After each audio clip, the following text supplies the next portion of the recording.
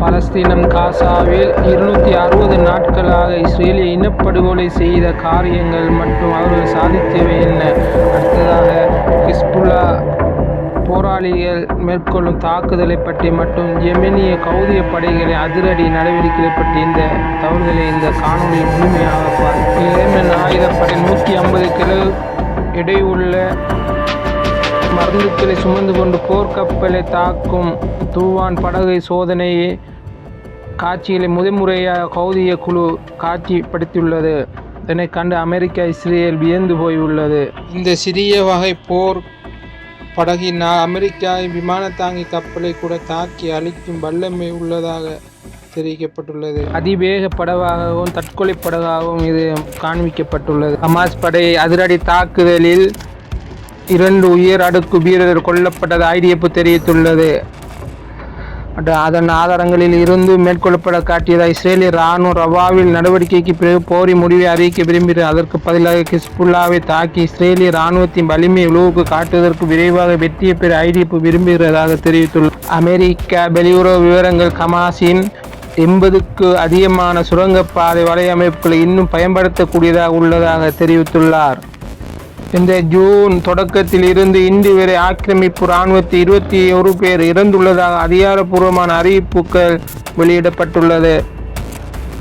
சனல் 13 நேற்று வெளியிட்டுள்ள அறிக்கையில், நேற்று காசா பகுதியிலிருந்து ராக்கெட்டுகள் வீசப்பட்டதன் விளைவாக கிபுஸ் ஈன் பகுதியில் உள்ள ஒரு பால் பண்ணையில் கடுமையான சேதங்கள் ஏற்பட்டுள்ளதாக தெரிவித்துள்ளது.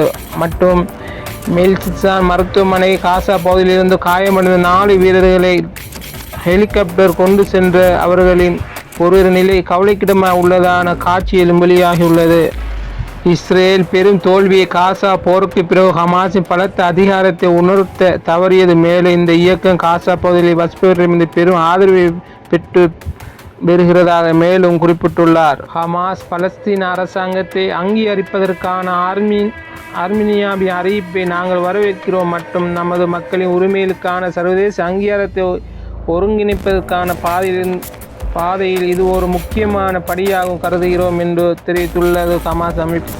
மேற்கு கரையின் வடக்கே உள்ள ஹலீலியா நகரை இஸ்ரேல் நடத்திய ரகசிய நடவடிக்கையின் போது சிறப்பு இனப்படுகொலை இராணுவ படையினர் 3 பலஸ்தீனர்களை தூக்கிலிட்டுள்ளதாக அங்குள்ள தகவல்கள் தெரிவிக்கின்றன. லெபனானில் இருந்து பல்லாயிரக்கணக்கான நாட்டினரை வெளியேற்ற கனடா தயாராகி வருகிறது என்ற செய்திகளும் வெளி. தற்போதைய நிலவரப்படி இந்த தியாகிகளின் எண்ணிக்கை 75 எட்டியுள்ளது. இன்னும் ஒரு சோகமான பகுதி என்னவென்றால், பெரும்பாலான மக்கள் செய்திகளால் சோர்வடைந்துள்ளனர். மேலும் அவர்கள் இனிப்பு புதுப்பிப்புகளை சரிபார்க்க மாட்டார். காசா மக்கள் இன்னும் ஒவ்வொரு நாளும் இந்த யதார்த்தத்தை வாழ்ந்து வருகின்றனர். காசா பகுதியில் அல் ஷிபா மருத்துவமனை மறுசீரமைப்பு பணிகள் நடைபெற்று வரும் காட்சிகள் புகைப்படங்கள் வெளியாகியுள்ளது. தேசத்தின் பிரச்சினைகளை ஆதரிப்பதற்கான மொரோக்கோ ஆணைய ஆக்கிரமிப்பின் படுகொலைகளை கண்டித்து இயல்பு நிலையை நிராகரித்து பலஸ்தீனத்துக்கு ஆதரவாக 48 மொரோக்கோ நகரங்களில் இன்று வெள்ளிக்கிழமை 105 ஆர்ப்பாட்டங்கள் நடைபெற்றதான புகைப்படங்களும் வெளியாகியுள்ளது. இஸ்ரேலோடு போர் செய்ய ஹிஸ்புல்லா உயரடுக்கு ரத்வான் படைப்பிரிவுகள் தயாராகி வருவதாக தெரிவித்துள்ளன. இந்த சிறப்பு படைகள் போர் கடினமான மற்றும் சிரியா மற்றும் ஈராக் நகரங்கள் ஐஎஸ்இடமிருந்து மீட்ட ஒரு இயக்க படையாக இந்த ரத்வான் படை கருதப்படுகின்றது. யேமனிய கடற்படையில் அதிவேக சிறிய தற்கொலை படகை ஏமனிய கடற்படையினர் அதில் சேர்த்துள்ளதாக காட்சியில் புகைப்படங்கள் வெளியாகி அமெரிக்கா இஸ்ரேலே மிகவும் அச்சுறுத்தலுக்குள்ளாக்கப்பட்டுள்ளதாகவும் இது போன்ற செய்திகளை பார்க்க நமது சேனலை சப்ஸ்கிரைப் செய்து உங்கள் ஆதரவை தாருங்கள் உறவுகளே. இவைகள் இன்று பதிவான செய்திகளாக ஆதாரப்பூர்வமான செய்திகளை உங்களுக்கு தந்துள்ளேன்.